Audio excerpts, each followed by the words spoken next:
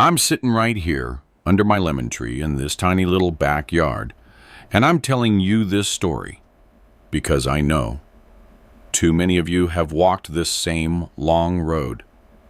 My name is Elias Thurman. I'm 68 years old, and my hands remember every single cinder block I laid in Houston under that scorching Texas sun. The kind of heat that could melt the asphalt right off the street. January of 2024 became the month I finally understood the words, squeezed lemon. If you're listening to me from far away, from those towns where you sweated just as hard for your own folks, you'll understand every word that's about to follow. For 15 long years, I worked in the States, sending every dollar, every single dime I earned, back home to Birmingham, Alabama, to my Trina and my two kids, Darius and Kira. I lived in a basement with 10 other workers. I ate canned chili and beans. I wore the same work shirt for 3 years straight because every dollar I didn't spend on myself was a dollar more for the family, a dollar more toward our house on 47 Oakwood Drive. Tell me, that ain't the truth, brother. When you're far from home, working on those construction sites where the heat cooks you alive by 2 in the afternoon, you feed yourself on dreams. I dreamed about that house. I saw it every sleepless night on that old mattress that smelled like someone else's sweat. It was a modest house, yeah, but it was ours. It had a small driveway, a living room where Trina would hang the kids' photos, and a kitchen where we'd have our Sunday dinners. Every time I called Trina from the payphone, 3 blocks from the site, I told her the same thing. Baby, every brick I lay out here is for us. Every drop of sweat I lose goes straight into the walls of our home. And she would answer in that sweet voice I kept in my heart like a treasure. Oh, Elias, don't you worry so much. The children are doing fine. The house is growing little by little. It was 15 years, friends. 15 years of waking up at 5 in the morning. 15 years of a broken back, hauling bags of cement mix. 15 years of eating cold sandwiches for lunch. Nunge. Because lunch counter money was money I could send home. The guys at the site called me crazy. Elias, enjoy life a little, man. Buy yourself a beer, go to the movies. But I had a mission.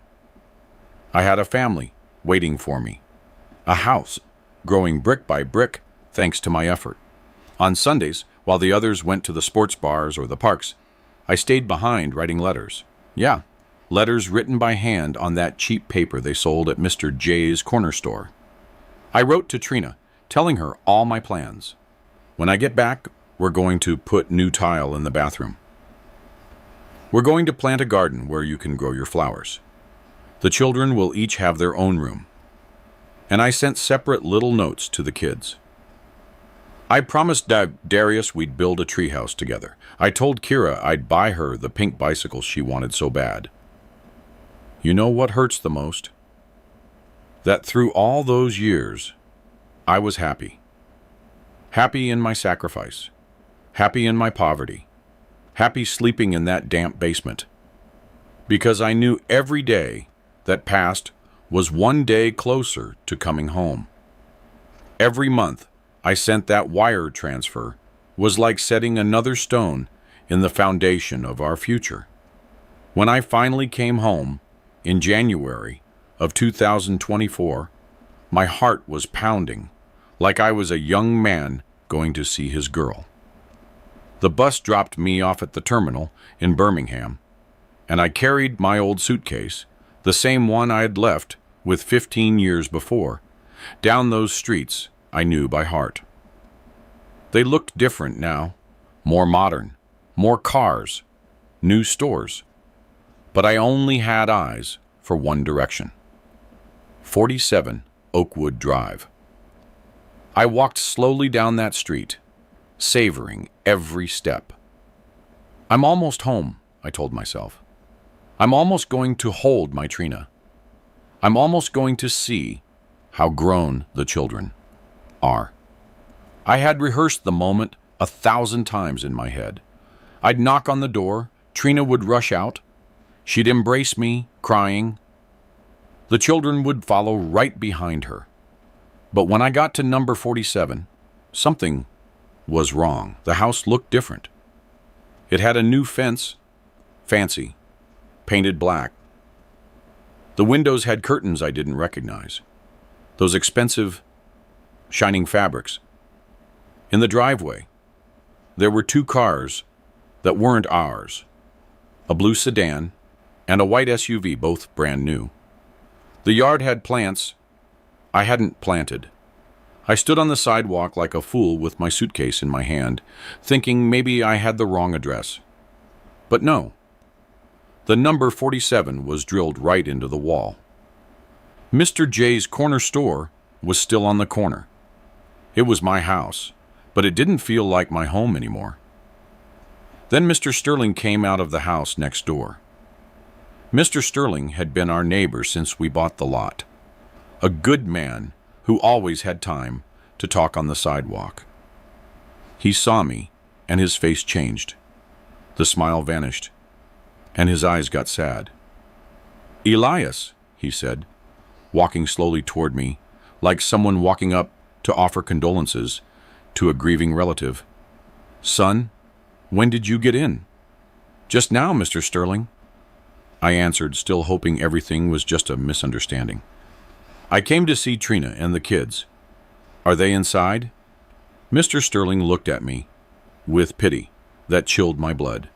He took off his old hat, turned it over in his hands, and said the words that ripped my life in half. "Elias, my boy, your wife sold the house 3 months ago. They don't live here anymore. She moved downtown to a new place with some younger fella."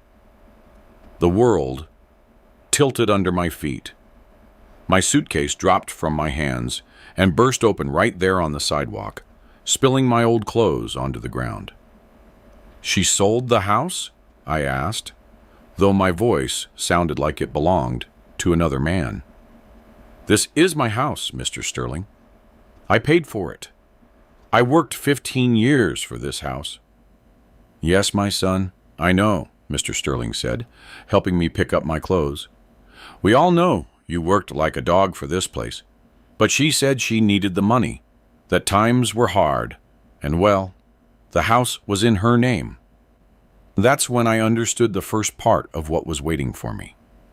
But I still didn't know I was going to hear those words, squeezed lemon, come from the mouth of the woman who had been my whole life. I still believed there had to be an explanation, that Trina had sold the house because of some emergency, and that when she saw me, she'd explain everything, and we'd find a way to fix things. But when you've lived 68 years, Father, something deep inside tells you when things are truly lost. And that afternoon, standing on the sidewalk of Oakwood Drive, with my clothes scattered on the ground, I already knew that my life, the way I had dreamed it, was over. My friends, there are moments in life when the world turns over with a single phrase. Mr. Sterling gave me the address where Trina lived now. A new development downtown, one of those places where the houses have electric gates and the cars shine like mirrors. I walked all the way there carrying my suitcase, still clinging to that foolish hope men hold on to when they refuse to accept what they already know. The building was modern, one of those with an elevator and marble floors in the lobby. I went up to the 3rd floor and knocked on the door of apartment 32. The footsteps approaching weren't Trina's. They were heavy, a man's steps. The door opened, and there he was, a guy about 40 years old, with a crisp white shirt, slacks, and what caught my eye the most, a thick gold chain around his neck, the kind that weighs heavy and screams to the world that you've got money. He had the slight belly of a man who eats well every day, and the waft hands of someone who's never hauled a bag of cement. He looked me up and down with the face rich folks make when they see a poor man at their door. "Yes," he said, as if I were a salesman bothering him in the middle of the afternoon. "I'm looking for Trina Thurman," I said, trying to hold on to my dignity. "I'm Elias, her husband." The man didn't move from the door. He just yelled inside. "Trina, Elias is here." Then I saw her. My Trina came out from the back of the apartment. But she wasn't the woman I had left 15 years ago. She had lost weight, yes, but not in a natural way. She looked like those ladies who go to expensive gyms and follow diets with a nutritionist. Her hair was dyed a bleach blonde that didn't suit her, with highlights that shone under the artificial light. She wore clothes I didn't recognize, a silk blouse and expensive-looking trousers, the kind they sell in mall boutiques. But what hurt me the most were her eyes. She looked at me like a stranger. There was no joy, no surprise, nothing of the love I had kept in my heart all these years. "Elias," she said, her voice cold as ice. "You finally came back." You finally came back, as if I'd been on vacation, as if I hadn't spent 15 years working like an animal to send her money every single month. I tried to hug her, because you don't forget 15 years of marriage, 15 years of love, letters and promises overnight. But she took a step back, as if I smelled, as if my work-stained hands would dirty her silk blouse. "We need to talk," I told her. She sighed, as if talking to me were the most tiresome thing in the world. "Fine, but make it quick. Dwayne and I have a dinner reservation." Dwayne, that was the fancy fella's name. Dwayne, who kept watching me from the doorway, as if I were a roach he needed to stomp out. "I sold the house," Trina said, just like that, simple and direct. Like saying, "It's going to rain today," or "The stock market went up." "You sold the house? How?" I asked, feeling the floor move beneath my feet. "That's our home, Trina. Our home that I worked 15 years for. The home where we were going to grow old together." She shrugged. "I needed the money, Elias. Times are hard. The children are in college. There are expenses. You weren't here to decide." "I wasn't here." My voice broke. "I wasn't here?" "I was there, Trina. Sweating under that Texas sun, eating cold beans, sleeping on someone else's mattress, sending you every dollar I earned for that house, for our house." Trina looked at me with a smile that didn't reach her eyes, a cold, cruel smile. "Our house? The house was in my name, Elias. You wanted it that way, remember? You said it was safer, that if something happened to you, I would have everything secured." And she was right. I had put the house in her name because I thought it was the right thing, because I trusted her, because I thought we were in the same boat, rowing toward the same harbor. "But I paid for it," I told her, my voice sounding like a child pleading for justice. "Every brick, every window, every tile in that bathroom, with my sweat, with my labor." "Yes, you sent money," she said, as if that were a small thing. "But I was here raising your children, taking care of your things, waiting for you. I worked too, Elias." Then Dwayne, that arrogant rooster with his gold chain, spoke up. "Look, mister, don't come in here trying to stir up trouble. The house was sold legally. I have all the paperwork in order. If your wife was the owner, she had the right to sell it." "Your wife?" He didn't even say your wife. As if Trina were already his. as if I were just some crazy old man claiming something that was never mine. "And the kids?" I asked, clinging to the last thing I had left. "Do Darius and Kira know you sold the house?" Trina gave a dry, humorless laugh. "The children are grown, Elias. They don't need Dad to come save them anymore. They have their lives, their careers, their own families. The world kept turning without you." Those words hurt more than a punch to the gut. For 15 years, I had dreamed of coming home, of hugging my children, of asking them about school, of meeting their boyfriends or girlfriends, of being the dad I couldn't be from afar. "Where are they going to live?" I asked. "Where are we going to live once we sort this out?" And that's when Trina looked me right in the eyes and said the words I'll never be able to forget. The words that were branded into my soul like hot iron. "There is no we, Elias. You are a squeezed lemon. That's what you are.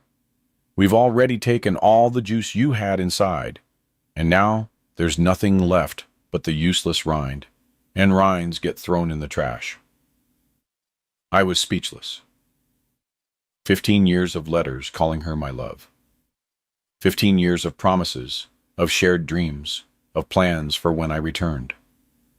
15 years of believing she was waiting for me, counting the days just like I was. "We don't need you anymore," she continued. And every word was like a stab. "Dwayne has a good business. The kids graduated. They have their jobs. You served your purpose. You sent the money. You paid for the house. You raised the kids long distance. Now you're just extra." Dwayne smiled behind her, satisfied. "Exactly, mister. There's no place for you here. Life moved on." I tried to say something, to defend myself, to explain that I had come back to be with her, that I had plans, that we could start over, but the words wouldn't come out. It was like my tongue had been torn out. Trina walked toward the door, ready to close it. "If you need anything, talk to the kids. But don't come looking for me anymore, Elias. This chapter is closed." The door slammed shut with a dry thud that echoed down the hallway. I stood there like an idiot, with my old suitcase in one hand and my heart shattered in my chest. Behind the door, I could hear their voices. Trina laughing at something Dwayne said as if nothing had happened, as if she hadn't destroyed 15 years of my life in 5 minutes. I walked down the stairs slowly, feeling every step like a mountain. Outside on the street, people were walking normally. Cars were passing normally. The world kept turning normally. But for me, everything had changed. I was no longer Elias Thurman, the man who worked in the States for his family. Now, I was Elias Thurman, the squeezed lemon who was good for nothing. That night, I slept in a cheap motel near the bus terminal. It cost $40 a night. The walls were stained with moisture, and the mattress sagged in the middle, but it was all I could afford for with the few dollars I had left. I lay down fully dressed, staring at the ceiling, repeating Trina's words in my head. Squeezed, lemon, useless rind. You know what the worst part of all this is? A part of me thought maybe she was right. I'm going to tell you the truth, friends. A wife's betrayal hurts like a knife, but it's a quick, clean pain. The betrayal of your children is like a slow sickness that kills you inside, drop by drop, day after day. After Trina shut the door in my face, I still had hope. I still thought that someone in this world would understand me, that someone would remember the 15 years I spent working like a beast to give them a better life. Darius worked in a fancy office downtown, in one of those new high-rises with elevators and air conditioning. My oldest son, 35 years old. The boy I promised over the phone from Houston that we'd play basketball when I returned, that we'd go fishing at the lake like my father did with me. I found him at his desk wearing a suit that cost more than I made in a month back in the States. He had one of those expensive watches on his wrist, polished shoes, hair slicked back, a movie-style executive. "Hey, Dad," he said when I walked into his office, and he didn't stand up to hug me. He didn't even get up to greet me properly. He kept typing on his computer, as if it were more important than his father, who had just returned after 15 years. "How are you?" "I'm doing good, son," I said, though inside I was dying. "I came to find you because I need to talk. Your mother sold the house." Darius sighed, the way young people sigh when old folks come to them with problems they consider silly. "Yeah, I know. Mom told me." "You already knew." My voice cracked a little. "You knew, and you didn't say anything to me?" For the first time, he looked up from the computer, but he looked at me like I was a whining child. "Dad, Mom had the right to sell the house. The house was in her name. What she did is perfectly legal." Legal. That word hit me like a slap across the face. My own son, the child I carried in my arms when he was a baby, was talking to me about legalities as if he were a lawyer defending a criminal. "Darius," I said, walking closer to his desk, "I paid for that house. Every dollar I sent from the States was for that house. So you all could have a roof, so your mother wouldn't go without, so you and your sister could get an education." "Yes, Dad, we know." He said it in a tired voice, as if he'd heard the story 1,000 times and was already bored of it. "You worked, you suffered, you sacrificed. We know all that, but that was your decision. Nobody forced you to go to the States. Nobody forced me. As if I'd gone on vacation. As if it hadn't been to give them a better life, so they could have what I never had." "My son," I said, and I felt my eyes tearing up, "I need a place to stay while I sort this mess out. I can crash on your couch for a few days. I don't need more than that." Darius didn't even think about it. He shook his head right away. "No, Dad, you can't stay with me. I have a wife. I have small children. I need my space, my privacy. There's no room. There's no room." My son, living in a 3-bedroom house that was paid for with the money I sent, was telling me there was no room for his father.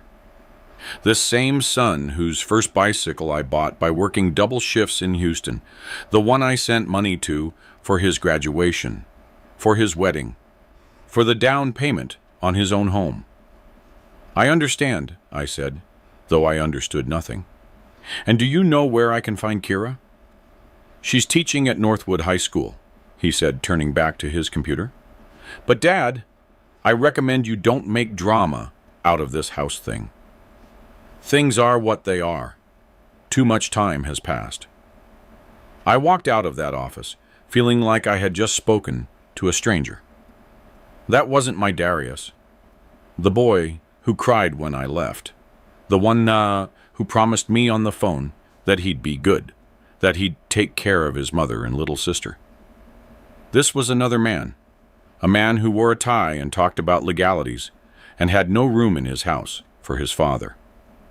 I went to find Kira at the high school, my princess, my pretty girl, the one who stayed up late on Sundays waiting for my call from Houston, the one who always said, "I love you, Daddy," before hanging up the phone.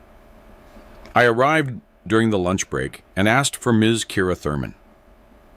A secretary told me she was in the courtyard supervising the students. I saw her before she saw me. 32 years old, already a full woman. She was wearing a stylish blue dress, high heels, her hair done up at the salon. She looked successful, educated, like those teachers you see in magazines. She was talking with other teachers, laughing at something one of them had said.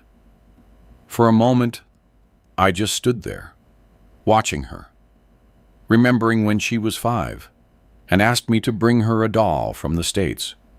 "Dad," she said when I approached. She didn't run to hug me as I had hoped. She stayed where she was, looking surprised to see me, but not in a happy way.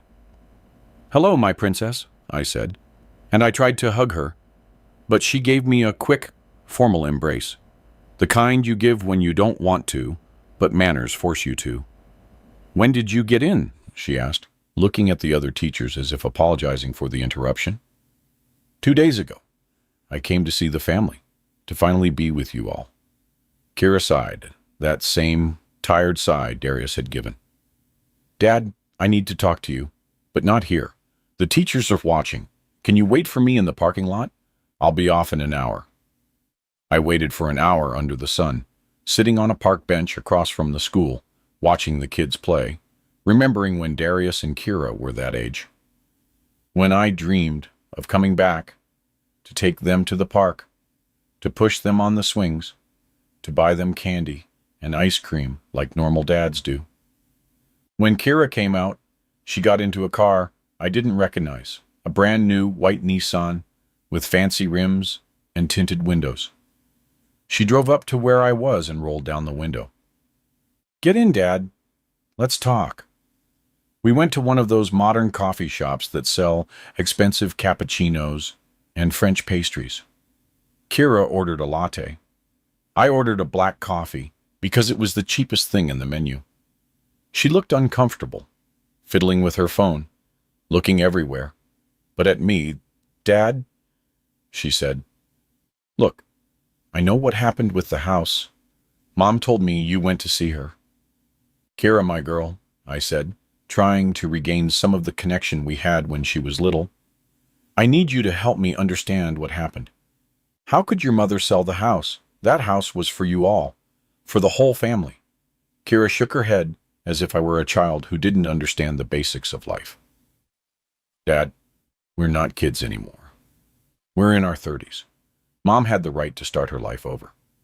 She couldn't stay waiting for you forever." "But why did she sell the house?" I asked. "She could start her life over without selling the house I paid for with 15 years of work." "Because she needed the money," Kira said as if it were obvious. "Times have changed, Dad. Everything is more expensive. I needed money for my car, Darius for his new place. Mom wanted to enjoy life a little after all those years of waiting." Waiting? As if I'd been partying in Las Vegas, instead of working like an animal to support them. "My daughter," I said, and I felt my voice breaking. "I worked all those years for you, so you could have a home. So you could get an education, so you wouldn't lack anything. I slept on the floor, I ate cold beans, I didn't buy a new shirt for 3 years, all for you." Kira sighed again, but this time with irritation. "Yes, Dad, we know. You worked, you suffered, you sacrificed. You're a hero, right? But it's 2024, Dad, not 1950. Women don't just sit around waiting for their husbands to come home anymore. Mom had the right to be happy." "And I don't have the right to anything?" I asked. "After 15 years of working for you, I don't even have the right to a corner of the house I paid for." "Don't make drama, Dad," she said. And those words hurt like daggers. Drama. My shattered life was drama to her. "What happened, happened. You can't change it now. You should just accept things as they are and try to move forward." I told her what Darius had said, that I couldn't stay with him. I asked if I could stay with her while I figured out what to do with my life. Kira didn't even consider it. "No, Dad, I can't. I live alone, but it's a small apartment. Plus, I'm at an age where I need my independence, my privacy. I can't have my father living with me." Then she took out her wallet, an expensive leather wallet that cost more than my suitcase and everything inside it. She pulled out $200 in new bills and placed them in front of me. "Here," she said, "for you to live on for a few days while you decide what you're going to do. $200 is charity, like you give money to beggars on the street to make them go away." "I don't want your money, Kira," I said, pushing the bills back toward her. "I want my family." "This is your family, Dad," she said, pointing to the bills. "This is the help we can give you. We can't do more." She stood up from the table, slung her expensive purse over her shoulder, and looked at me with a mixture of pity and annoyance. "Take care, Dad, and please don't look for Mom anymore. Don't make things harder for her than they already are." She left in her new car, leaving me sitting there with $200 on the table and my heart in pieces. The waitress came over to ask if I wanted anything else, and I said no, I was leaving. I paid for the 2 coffees with part of that $200. The first time in 15 years, I had spent money given to me by my children, instead of being the one giving it to them. That night, in the same filthy motel room, I lay down to think about everything that had happened. The Sunday phone calls from Houston, when Kira would tell me about school, and Darius would brag about his grades. The letters I wrote them, promising that when I returned, we would do all the things we couldn't do while I was away. The toys, I mailed them every Christmas, buying them with the money I had left over after sending the main transfer for the house expenses. How was it possible that those children who said, "I love you, Daddy," on the phone had turned into these adults who saw me as a burden? How was it possible that the girl who cried when the call was cut off because her time had run out now didn't have room for me in her small apartment? I got up and went to the bathroom to wash my face with cold water.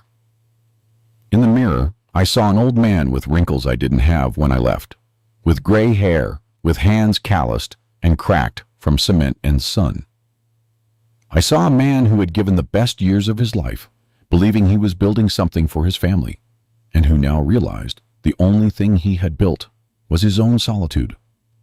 "Maybe they're right," I said out loud, talking to my reflection in that stained mirror. "Maybe I really am a squeezed lemon. Maybe I'm useless now." But something inside, something that neither Trina's betrayal nor my children's rejection had been able to kill completely, told me that couldn't be true. That a man doesn't just turn into trash because his family decides they don't need him anymore. That there had to be something more, some way to recover.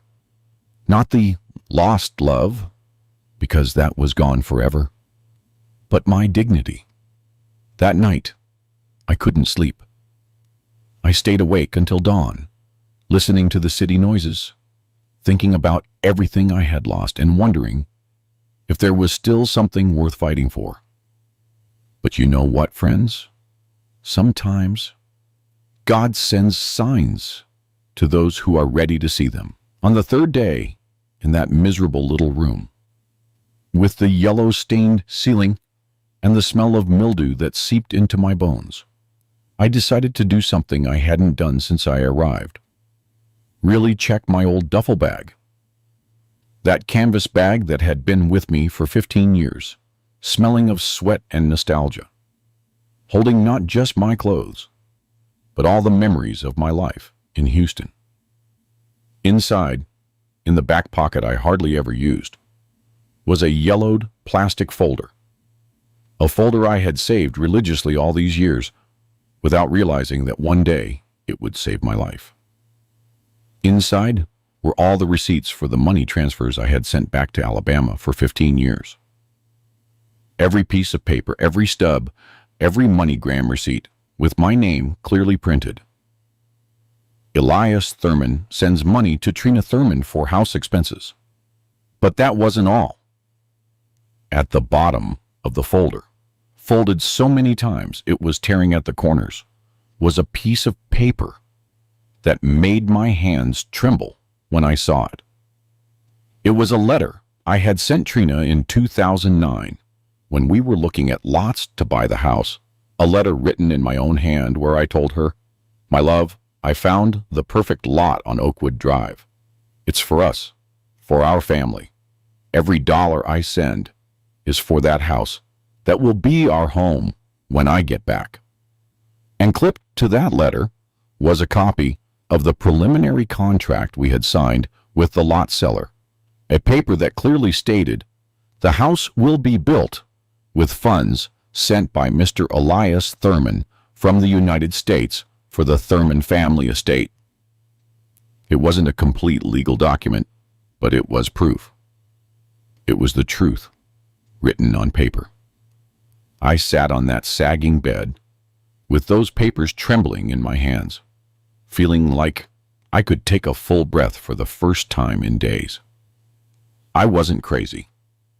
I hadn't made anything up.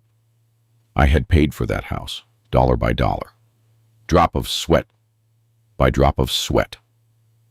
The next day, I went to find Mr. Sterling. I found him sweeping his sidewalk, just like every morning since I'd known him.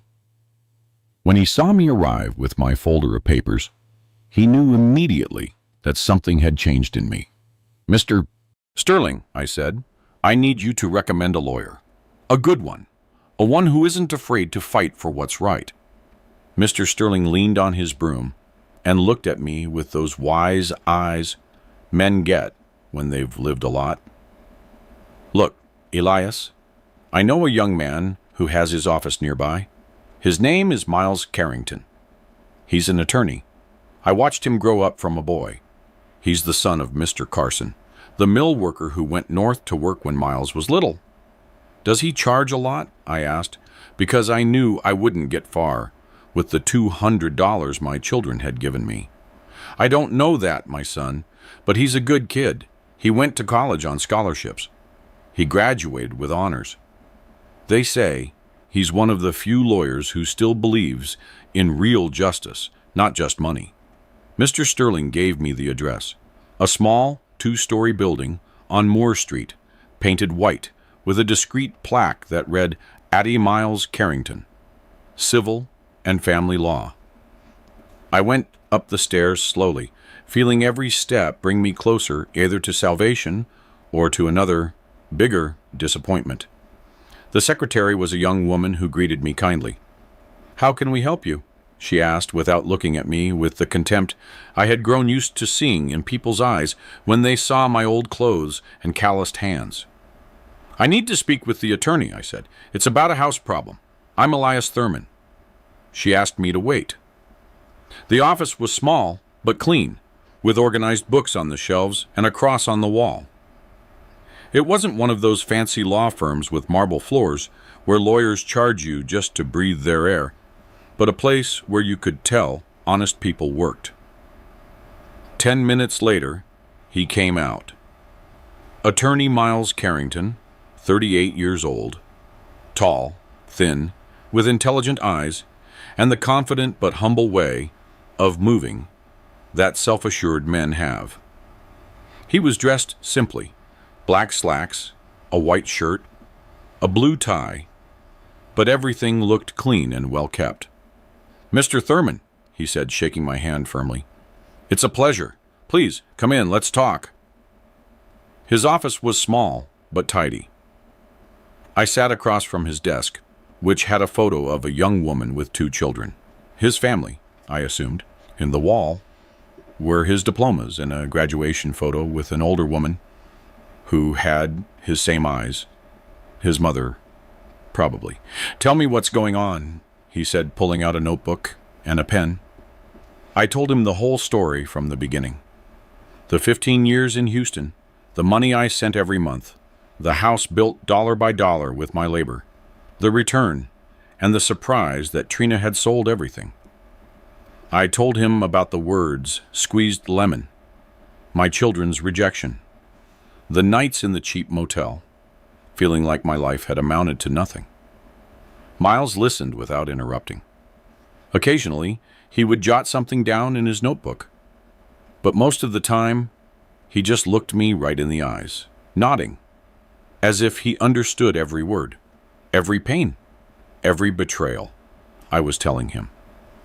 When I finished speaking, I took out my folder of papers. "I brought this," I said. "I don't know if it's good for anything, but it's all I have." Miles took the folder carefully, as if it were something sacred. He looked over every paper, every receipt. He read my letter from 2009. He studied the preliminary contract. I watched his eyes light up as he examined the documents. "Mr. Thurman," he said, after a long while, "this is very interesting. Very interesting." He leaned back in his chair and looked right at me. "Look, I won't lie to you. This is a complicated case. The house was indeed in your wife's name, and she had the legal right to sell it. But these documents you have prove something very important, that the money to buy that house came exclusively from you." I felt my heart race. "Does that mean I can do something?" "It means we can fight," he said in a firm voice I hadn't heard directed at me in a long time. "In Alabama, we deal with equitable distribution of marital property. Even though the house was solely in your wife's name, if it was purchased with money earned during the marriage, you have the right to claim your share. Your share, Mr. Thurman, is half of the sale value." For the first time in weeks, I felt something like hope stirring in my chest. Can that really be done? We can try. I can't guarantee we'll win, but we have enough evidence to file a solid lawsuit. These MoneyGram receipts are pure gold, Mr. Thurman. Every one has a date, an amount, and the purpose. For house expenses. Your 2009 letter clearly establishes the intent, and this preliminary contract, even if it's not the official deed, proves that from the beginning it was established the house would be bought with your funds. I remained quiet for a moment, processing what he was telling me. After days of feeling like garbage, of hearing that I had no rights, that I was a squeezed lemon, this man was telling me I could fight. "Attorney," I said, my voice a little broken, "how much is this going to cost me? Because, I'll be honest, I don't have much money." Miles was quiet for a moment. Then he opened his desk drawer and pulled out a photo. He showed it to me. It was a photo of an older man in work overalls with calloused hands, standing next to a young man in a graduation gown. "This is my father," he told me. "Mr. Carson. He went to work in New York when I was 12. He was there for 8 years, sending money so I could study, so my mother wouldn't struggle. He came back after I had already become a lawyer." He put the photo away carefully. "My father paid for my degree washing dishes in the Bronx, Mr. Thurman. He lived in one room with 6 other men. He ate crackers and water. He wore the same clothes until they were rags, all so I could have a better life." He leaned forward and looked me straight in the eyes. "When I look at your case, Mr. Thurman, I see my father. I see thousands of black men who went to work like animals to give their families something better, and I won't let them treat you like trash after everything you did. So, I'm taking this case pro bono, Mr. Thurman, completely free. It's my way of paying my dad back for everything he did for me." My eyes welled up with tears. It had been days since I felt someone look at me like a human being who deserved respect, like someone whose life had value. "But I have to warn you about something," Miles continued. "It's going to be a long fight. Your wife is going to hire lawyers. She's going to fight. She's going to try to prove you have no right to anything, and your children will possibly side with her." "They already have," I said. "They already made it clear that I don't exist to them." "Then be ready, Mr. Thurman, because this is going to get ugly. But I promise you one thing. We're going to fight with everything we've got. And if God is willing and justice still exists in this country, you're going to get back what's yours. That afternoon, I walked out of Attorney Miles's office feeling something I hadn't felt since I got back to Alabama. That I still had dignity, that my life hadn't been in vain, that a man who worked 15 years for his family couldn't be treated like garbage just because that family no longer found him convenient. Miles that asked me to gather every memory I could, letters, photographs, names of people who knew me and knew about my sacrifice. The memory of a man your age is a treasure, Mr. Thurman, he said. The elders remember what's important, and we're going to use every memory to build our case. That night in my motel room, I started writing on some cheap sheets of paper. I began jotting down every detail I remembered from those 15 years. Every phone call, every letter I sent, every promise I made. The names of the neighbors who knew my story, the important dates, the moments when I talked to Trina about the house we were building together. For the first time in weeks, I stayed awake, not from sadness, but from hope, because I had found someone who believed in me, someone who understood that behind those crumpled papers was an entire life of work and sacrifice that deserved to be defended. As my grandmother, rest her soul, used to say, God doesn't abandon those who don't abandon themselves. And I, Elias Thurman, was not going to abandon myself anymore. The legal battle lasted 8 months, my friends. 8 months that felt like forever, but which taught me something I had forgotten during all those years of humiliation. That a man who fights for what's right is never completely defeated, even if the whole world turns against him. Trina hired the most expensive lawyer in Birmingham with the money from the sale of my house, a fancy type, one of those who wear imported suits and use complicated words to confuse simple folk. In the hearings, Trina would arrive dressed like a rich woman, always accompanied by Dwayne, with his gold chain shining under the courthouse lights. She looked at me as if I were a cockroach that had dared to climb onto her glass table. Yes, Your Honor, Trina declared in that phony voice she had adopted. It's true Elias sent money from the States, but that money wasn't to buy any house. It was to support his children, for family expenses. It was like, what do they call it? Child support. I was a de facto single mother, raising 2 children without the physical support of their father. Every word that came out of her mouth was like a slap. De facto, single mother, as if I'd been partying in Las Vegas instead of working 18 hours a day under the sun that melted the skin off my bones. Dwayne also gave his testimony, very self-assured. I bought the property completely legal, Your Honor. Trina Thurman was the registered owner. She had all her paperwork in order. I didn't know anything about any husband working in the States. To me, she was a free woman who could sell her property. The children, Darius and Kira, didn't even show up at the courthouse. When Miles subpoenaed them as witnesses, they sent letters saying they didn't wish to participate in family conflicts and that they respected their mother's decisions. They didn't even have the courage to come lie to my face. They preferred the cowardice of silence. But my lawyer, Miles, was a warrior for justice. I swear to you. That young man worked as if his life depended on the case.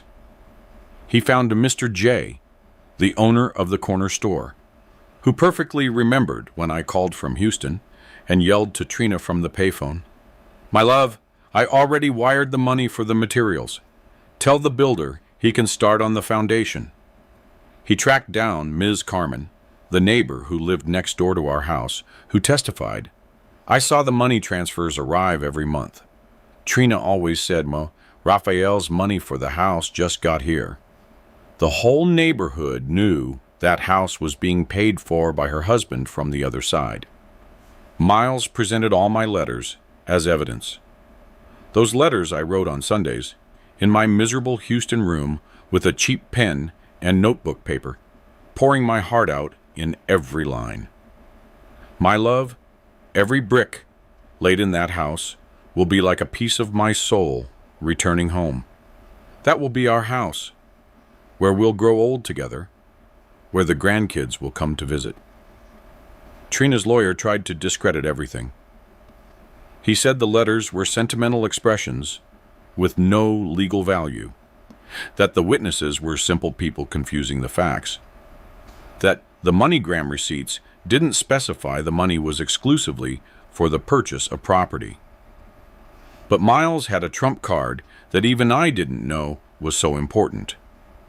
The letter from 2009, where I wrote to Trina, "We found the perfect lot on Oakwood Drive.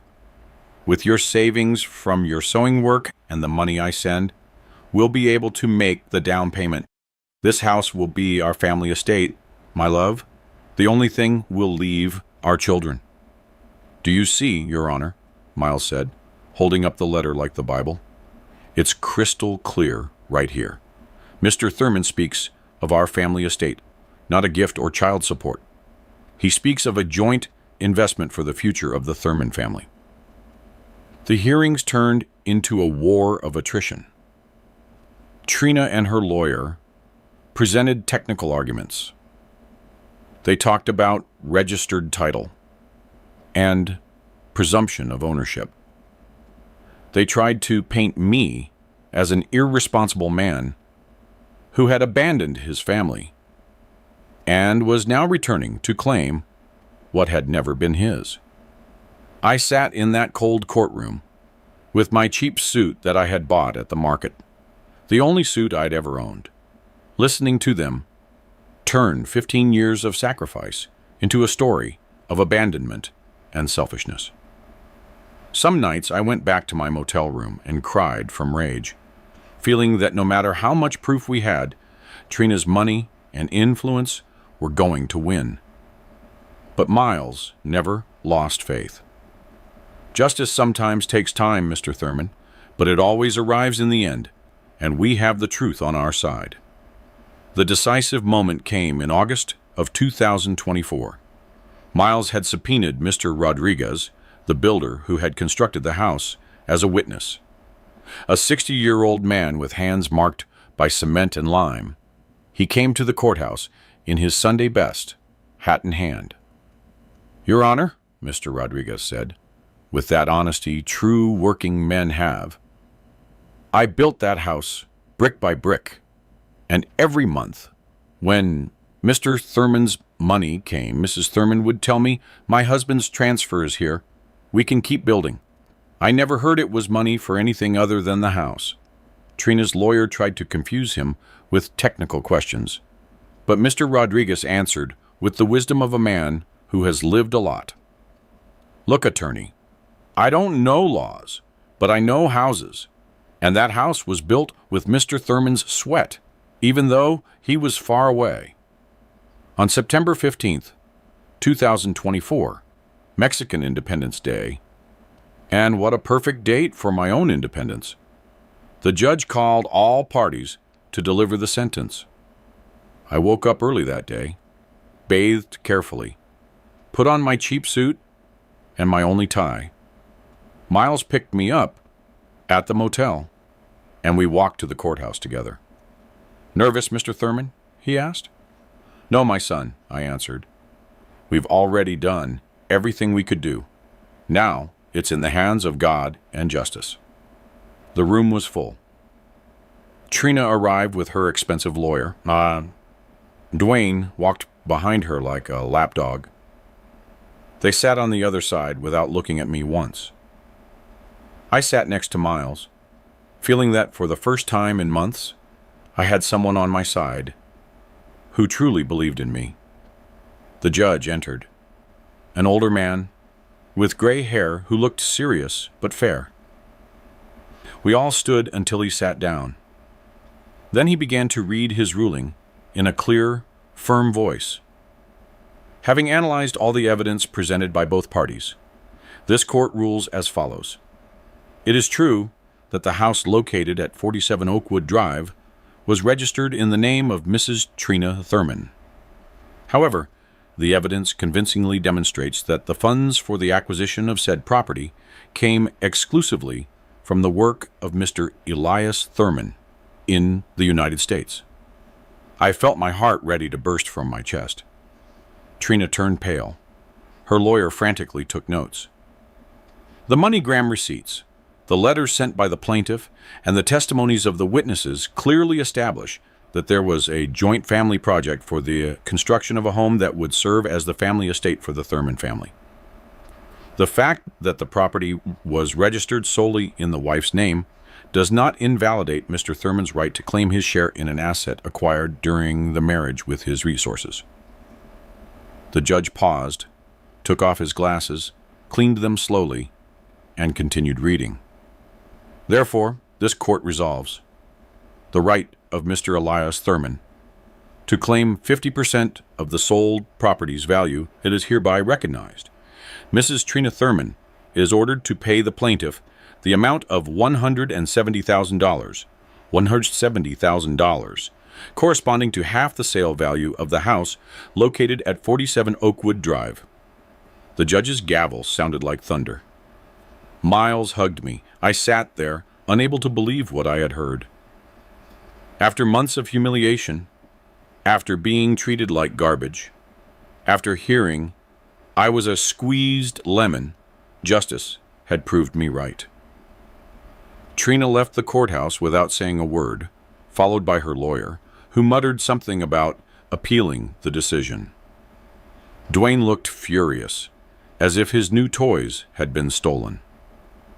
"We did it, Mr. Thurman," Miles said as we walked through the downtown streets.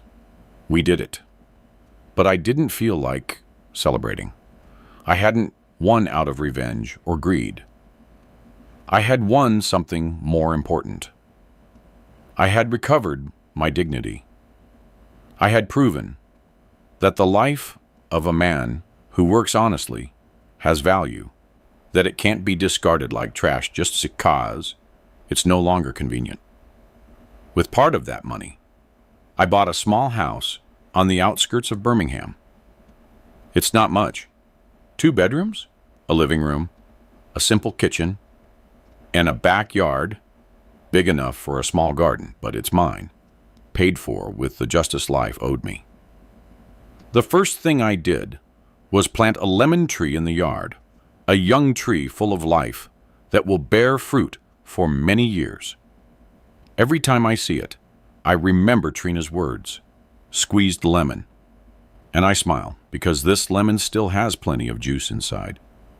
Trina and Dwayne separated 3 months after she had to pay me. It turns out that when the money from the house sale ran out, the love ran out too. She looked for me once. She came and knocked on my new door, but I didn't open it.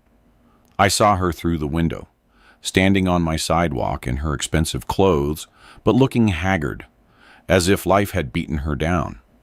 Later, I found out she had to sell the downtown apartment to pay me and was now renting a small room in an older neighborhood. The wheel of life, as they say. The children still didn't speak to me. Darius and Kira acted as if I didn't exist, as if the judge's ruling had been an injustice that needed to be ignored. But that didn't hurt me like it used to. I had learned that sometimes families break forever, and you have to build your happiness with the people who truly value you. 6 months after the ruling, on a Saturday afternoon, while I was watering my lemon tree, I heard a knock at the door. When I opened it, Kira was standing there. She looked different, thinner, no makeup, in simple clothes. She was no longer the elegant teacher with the new car. She looked like what she had always been, my daughter. She sat down in the plastic chair I have in the yard, looking at the lemon tree, which was already starting to bear its first blossoms. She was quiet for a long time, just watching, as if she were thinking about everything that had happened. "Forgive me, Dad," she finally said. her voice broken in a way I hadn't heard since she was a little girl. I didn't rush to hug her as I would have before. I wasn't the same man who had returned from Houston with a heart full of hopes. I poured her a coffee in a simple mug. I sat in my other plastic chair and listened. I realized what we did, she continued. How badly we treated you. Mom filled our heads with ideas. She convinced us we didn't need you anymore, that you were just a burden from the past. And what do you think now? I asked her, without harshness, but also without the automatic affection I once had. Now, I think we were ungrateful, she said, and her voice gave out. You paid for my school, my college, my car, the house, my whole life. And when you came back looking for a little affection, we closed the door on you. I took a sip of my coffee and looked at my lemon tree. You know what, Kira? Your mom once told me I was a squeezed lemon, that they had taken all the juice and only the useless rind was left. Kira started to cry. Dad, that was wrong. So wrong. No, my daughter, I told her calmly. It wasn't wrong. It was correct, but not for the reasons she thought. Kira looked at me, confused. A man becomes a squeezed lemon when he lets himself be squeezed, I explained. I let myself be squeezed for 15 years. I worked like an animal. I lived like a beggar. I completely forgot about myself because I believed that's what I had to do for you. I became a squeezed lemon because I squeezed myself. I stood up and touched a branch of the lemon tree. But I won't let myself be squeezed anymore. Now I know a man has to take care of himself too, that he can't give everything away and expect others to take care of him. Do you forgive me, Dad? I already forgave you, Kira. I forgave you the same day the judge ruled in my favor. But things can't go back to how they were. I understand, she said. Can I come visit sometimes? You can come whenever you want, I answered, but not as the daughter who comes for Dad to solve her problems. Come as the person who wants to get to know the man I've become. Now I live peacefully. I work part-time in a carpentry shop near my house, making simple furniture for the folks in the neighborhood. I don't make much, but it's enough for my simple life. In the afternoons, I sit under my lemon tree with a book, or just watching the sunset, feeling a peace I hadn't felt in decades. Miles, the attorney, became my friend. He comes over for coffee on Sundays. We talk about life, his kids, my plans for the garden. He's a good man, the kind there aren't many of left in the world. You won, Mr. Thurman, he always tells me when he visits. No, my friend, I answer, looking at the mountains visible from my yard. I didn't win. I recovered something I had lost long before Trina sold the house. What did you recover? My dignity, Miles, the right to live with my head held high. That's not a victory over others. That's a victory over yourself. And it's true, friends. The money they paid me didn't bring back my family or erase the years of humiliation, but it brought back something more valuable. The certainty that a man who has worked honestly all his life deserves respect, starting with self-respect. Every night before I go to sleep, I step out onto my porch and touch the leaves of my lemon tree. I am no longer the squeezed lemon who came back to Alabama in January of 2024.